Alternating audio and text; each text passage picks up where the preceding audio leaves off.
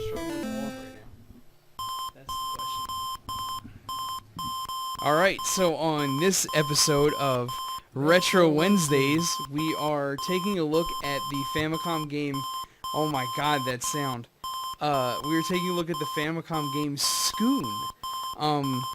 I know literally nothing about this game other than I put it in and there's a mermaid with no top on, and I guess you're apparently a pink submarine. That's all I know about this game. And it was released by IREM. Brett, do you have any Famicom insights? No, this was, I was in, what's the name of that? There's a game store in Akihabara called, like, Friend something, and they have this pretty cool, like, 300 yen and under Famicom game pile that's like a bunch of boxes. So I was looking through it and I saw this, and so I picked it up, and it's pretty cool because it was only like, you know, after conversion to US dollar it was like $2.50. And the fun thing about Famicom games is that the common ones that you know of here are not necessarily common in Japan, and you know, the other way around. So you can pick up stuff for real cheap there, especially, I've said it before, condition is very important in Japan. Right. So if the game's in bad condition, you can see huge variances in its price, whereas in the US, if a game's worth money, that's what you're going to pay for it, and condition doesn't have much to do with it, unless the label is like ripped off. If the game's dirty and beat up, as long as it's pretty much intact, it'll go for the same as a really good condition one, for the most part. And hey, you know, yeah, if the label is completely missing and it's at a game store, they'll just charge you even more money because they'll tell you it's got fucking character or something. Right. Alright, so I can't take this sound effect anymore. I just need... Do you want to go first as I grab the controller? You chose it. Alright. Sqoon! So far, I'm a little bit annoyed that this wasn't released in the United States because this so far is better than The Hunt for Red October. I don't know what I'm doing other than shooting killer whales. I mean, like, why couldn't Hunt for Red October just be this game? They could have just made this game and released it and made this is good. I'm not particularly good at shoot 'em up, so my apologies to anyone who is, and you're watching this going like, what the hell is this guy doing? Because I'm just never been a shoot 'em up guy. I do like how you have two attacks. You can shoot at the sky or you can shoot at the ground. Or, I mean, you can shoot straight or you can shoot down. I'm guessing I gotta pick these guys up. Oh, cool.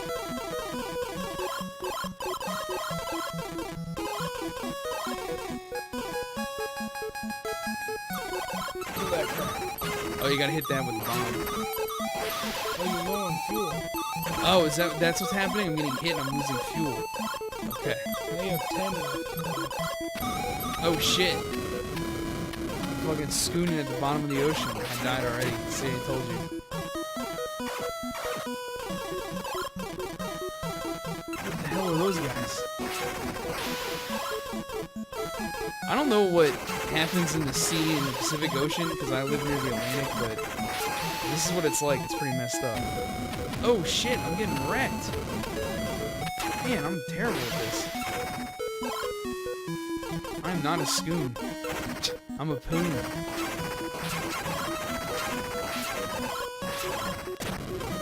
Alright, so the bomb is definitely the way to go. More than anything. Shit! Wow, man, I'm terrible. I scored 6,900 points, so top that. Just shoot him up, man. So this is an early Famicom game, right? As far as I know, yeah. Yeah. It's not that bad. I mean, sound-wise, it's pretty decent.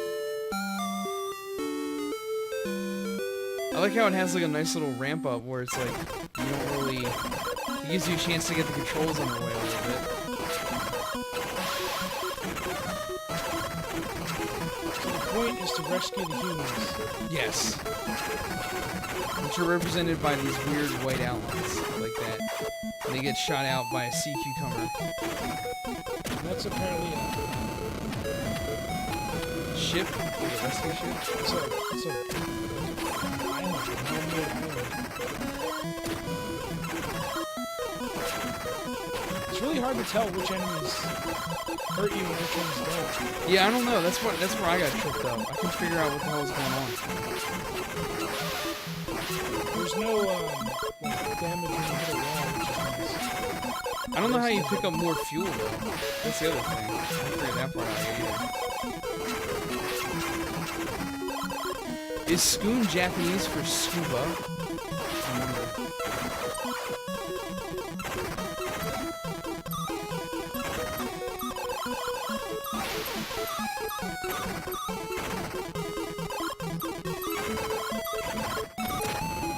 Okay.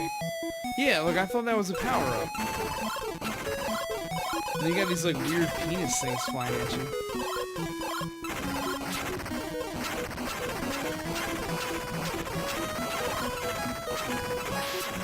You said this was an arcade game as well?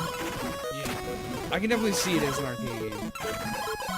I mean, most shoot-em-ups are pretty easy translations.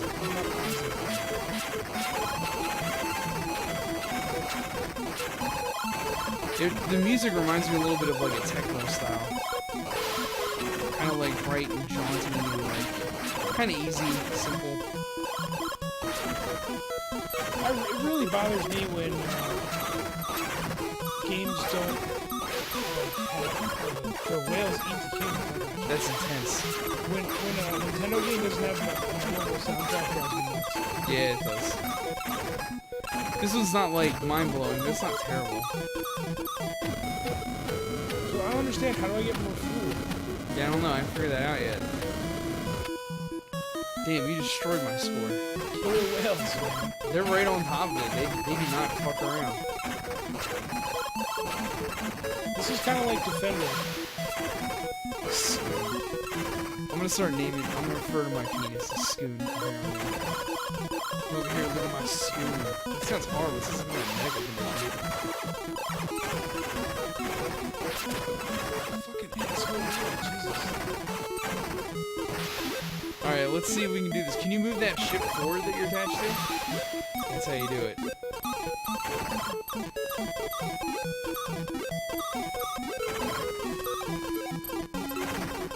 This drops off the fucking screen and then There you shit. go. Look at you, man!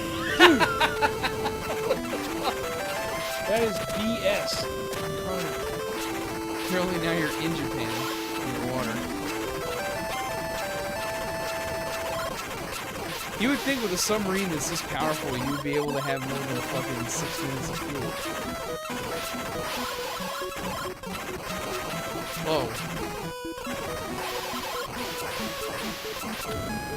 Wow, that thing was out to get you.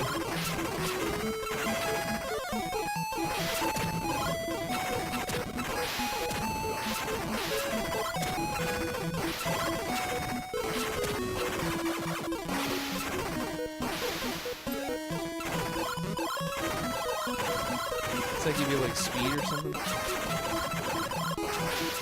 Almost fell for it. I know, that thing suckers you in, it's a rope-a-dope. These look like Shy Guy's like haggard cousin. Shit guy. Or sea guys.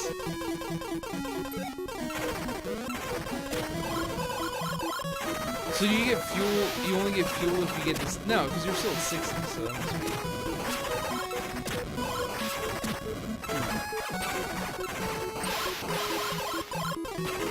This is the kind of game you need a turbo controller.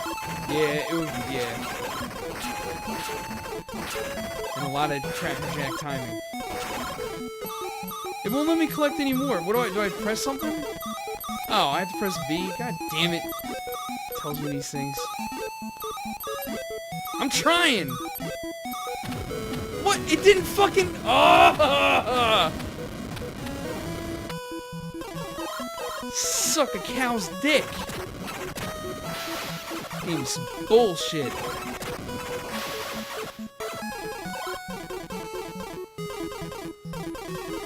I don't like the way that the guys spray out, because by the time you hit it, it's already in the middle of the screen. Yep. So the guys get thrown off the frame. Yeah, the rescue part of this game is just shittily done. Level 2, level 2, level 2.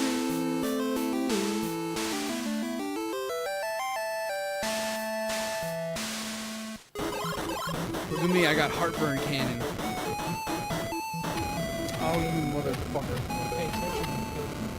2 seconds to wipe my eye. Because my contact's acting up. Shit!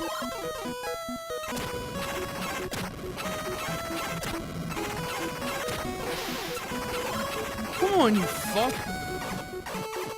Yeah, I was waiting for it that time. I was like on top of it. When you kill these things, it sounds like Gradius. Yes. I like how you put up your periscope. That's nice. Nice little touch.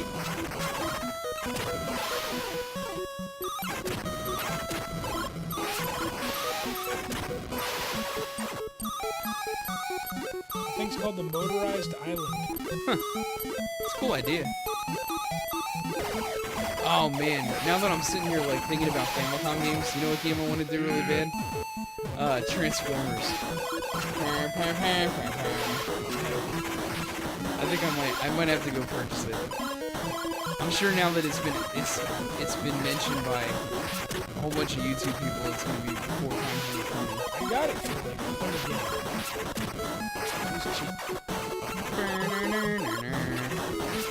I know, I always feel guilty, like, I always feel a little bit guilty when I buy something on eBay and the shipping is actually more than the game, or more than the object that I get. I was talking to someone who sells on eBay a lot. They take a big percentage of what you sell it for. Oh, really? Yeah. I'm not surprised. I mean, that's how else would they stay in business. Screw the man. Shit.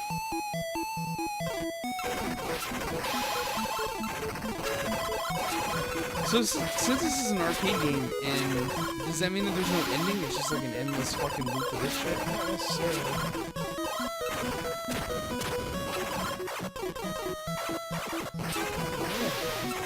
No, they are scumbags. There's like enough food for them to see. There's no need to eat them. Yeah, look at all this other shit they can do. I think this game would be more fun if I And a life bar. generally, if you talk to the shmup community, life bar in shmups is kind of like Taboo? not taboo, but frowned upon. Like, basically, any respectable shmup is not gonna have a life bar. Generally. Yeah.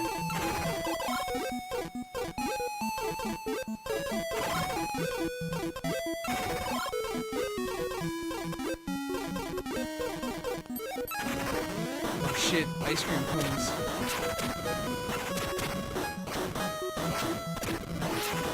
Oh, you can't kill them, you can only move them over.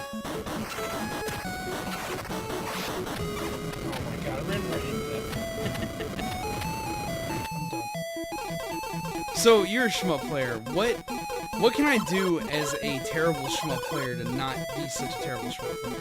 Just play more, or... I mean, that's the debate.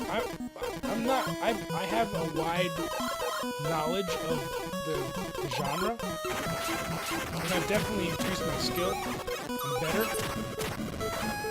But I'm not by no means good or even mediocre. I'm pretty bad still.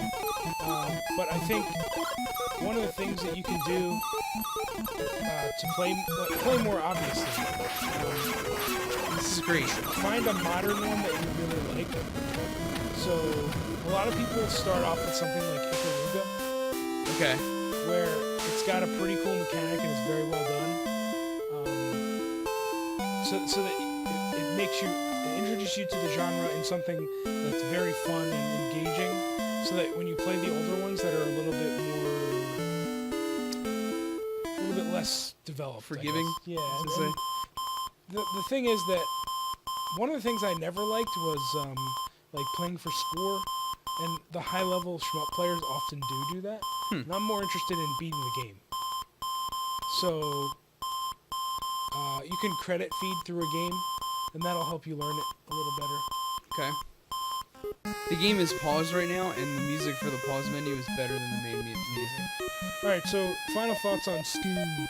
So, I like the name Sqoon, and I'm going to be saying it a lot, but I think it's just like, I mean, I'm not a shoot-'em-up person, obviously, because you can tell by my gameplay, because I'm just haggard.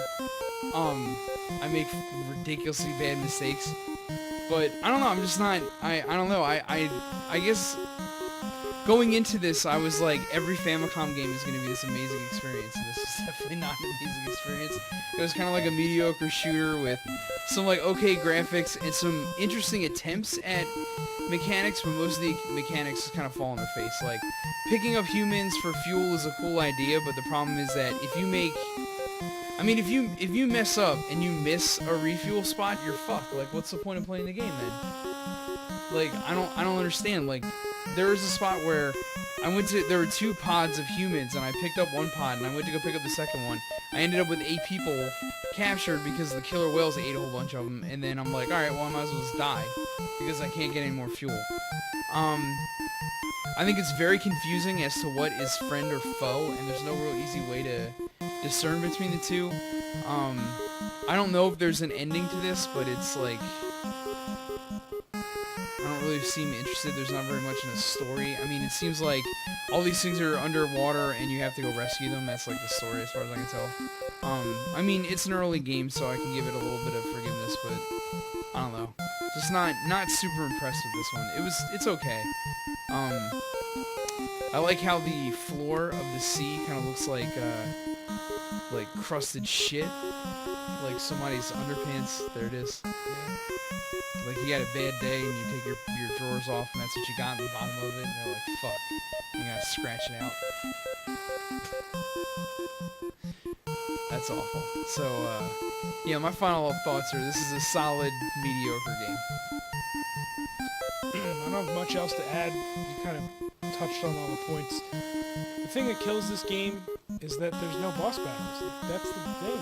Yeah, I didn't even think of That's that. the thing. But I wanted to kind of address the shmup thing. One thing you can do to get better also is there's a channel called Shooting Game Weekly that its aim is to show super plays and replays of games, of the popular shooting games, and it actually, they'll have someone on who knows a lot about the game and will talk through the entire run to explain to you what's happening and like what strategies to use, and oftentimes they'll get the person who played through to comment, commentate through their run so that you can understand how they play, and that channel is indispensable. Cool. It's a great resource for shooting games, shooting game tactics, and just getting yourself into the genre because they pick some really good ones in there. Cool, I will definitely check that out. The other thing I forgot about, I think my favorite right now is this game called Grindstormer, which actually had a release on Genesis, maybe?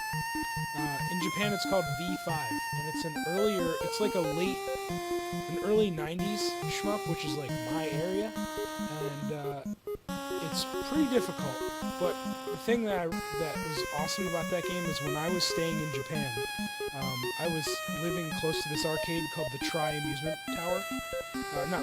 Staying close. So I would, my wife was with me, and she was still recovering from jet lag, so, or trying to convert to the Japanese, time zone, which is opposite. Yeah, it's like they're like 12 or 13 opposite. hours ahead of us, Yeah. on the East Coast. And so she would be in the room sleeping, and at like 7 at night, I'd walk 2 blocks from my hotel, go to the arcade and play V5 Grindstormer for like hours. Just like awesome. in Japan, it was great. Like I love that. And so just wanted to share that if you ever get a chance to go to Japan, and you get a chance to go to Tokyo, and you get a chance to go to Akihabara, check out all the really cool arcades there, like Hey, H-E-Y, and Taito Station is there, and the Sega one, and all that stuff. But there's also some smaller ones that are really cool to check out, and one of them is called Tri Amusement Tower, and it's kind of a few blocks away from the main avenue there, but Okay.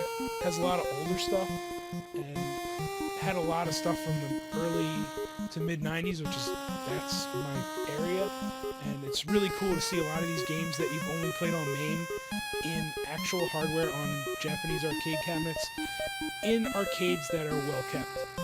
And That's how we should culminate this season of Famicom. We should just go to Japan, we should.